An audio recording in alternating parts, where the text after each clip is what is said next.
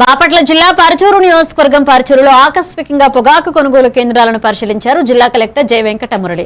కొనుగోలుపై రైతులతో స్వయంగా మాట్లాడారు కలెక్టర్. ఇక కొనుగోలుపై ఆరా తీశారు. రైతులను పొగాకు కంపెనీలు మోసం చేయడంతో ప్రభుత్వం ముందుకు వచ్చింది. రైతులు రకరకాల సందేహాలతో అధైర్యపడవద్దని బ్లాక్ బెల్లరీ పొగాకు మొత్తాన్ని ప్రభుత్వం కొనుగోలు చేస్తుందన్నారు. ఇప్పటి వరకు 25 కోట్ల విలువైన పొగాకును కొనుగోలు చేశాం. వర్షాలకు పొగాకు తడవకుండా కాపాడుకోవాలని రైతులకు సూచనలు ఇచ్చారు కలెక్టర్. సోమవారం నుంచి కొనుగోలులో వేగం పుంజుకుంటుందని, ప్రతిరోజు 900 టన్నుల పొగాకును కొనుగోలు చేయటకు లక్ష్యంగా పెట్టుకున్నామని తెలియజేశారు. పొగాకు బేళ్లు 20 కంటే తేమ శాతం తక్కువ ఉండేలా రైతులు జాగ్రత్తలు తీసుకోవాలని తెలిపారు. ఈ కార్యక్రమంలో రైతులు, అధికారులు పాల్గొన్నారు.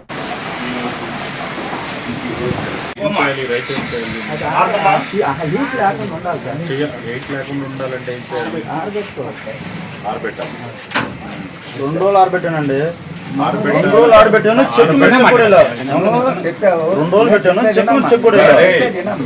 బల్క్ లో కూడా రైస్ బల్క్ చేసుకునేటప్పుడు కూడా మాయిశ్చరైజర్ కరెక్ట్ కండిషన్ లో పెట్టి చేసుకోగలిగితే ఆ బల్క్ అనేది కరెక్ట్ గా ఉంటుంది సార్. వాళ్ళు ఏంటంటే ఈ వాతావరణం గురించి కొద్దిగా దానికి గాలి రావాలండి. మూడే లిమిట్ ఉన్నటువంటి రైతులందరూ కూడా ఏదైతే నల్ల బర్లీ పొగాకు, హెచ్డి బర్లీ పొగాకు అని మనం పిలుస్తాం, ఈ రైతులు పండించారు. మంచి పంట వచ్చింది. పోయిన ఏడాదేమో మంచి ధరలు వచ్చాయి. దానివల్ల ఈసారి పోయిన ఏడాది కన్నా 2 ఇంతలు 3 ఇంతలు విస్తీర్ణంలో రైతులందరూ పండించారు. మరి ఎకరాకి ₹1,00,000 ఖర్చు కూడా పెట్టి వీళ్ళందరూ కూడా అప్పులు అవి తెచ్చి పండించారు. చాలా ఇబ్బందుల్లో ఉన్నారు. మరి కంపెనీలు ఏవి కూడా అసలు గ్రామాల వైపు చూసింది కానీ కొనింది కానీ లేదు. ఈ పరిస్థితుల్లో రైతులకి ఆందోళన వచ్చింది. మరి ప్రభుత్వం అర్థం చేసుకొని ముఖ్యమంత్రి గారి చొరవతో ₹243 కోట్ల కేటాయించి కొనుగోళ్లు చేసేదానికి మనకు ప్రభుత్వాధికారుల్ని నియమించి చేయడం జరిగింది. ప్రభుత్వాధికారులందరూ కూడా దీన్ని కొంటా ఉన్నారు. ఈ రోజు వరకు మన జిల్లాలోనే ₹25 కోట్ల వరకు పొగాకుని కొనుగోలు చేయడం జరిగింది. రాబోయే నెల రోజుల లోపల మొత్తం చిట్ట చివరి ఆకుతో సహా కొనడానికి ప్రభుత్వం సిద్ధంగా ఉంది.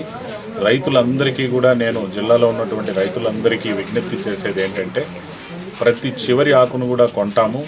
వర్షాలు అని చెప్పి మనకు ఒక 5 రోజులు వర్షాలు ఉంటాయని కూడా ఫోర్కాస్ట్ వస్తుంది. బహుశా ఇవాల్టి నుంచి రేపటి నుంచి ఆ వర్షాలు ఉంటాయి. ఆ వర్షాల నుంచి కూడా జాగ్రత్తగా మీరు పండించిన పొగాకుని కాపాడుకోండి.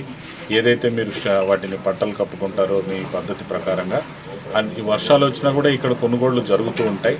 తడవకుండా ఉన్నంత వరకు ఇబ్బంది లేకుండా కొనుగోళ్లు అనేది మనం చేస్తూనే ఉంటాం.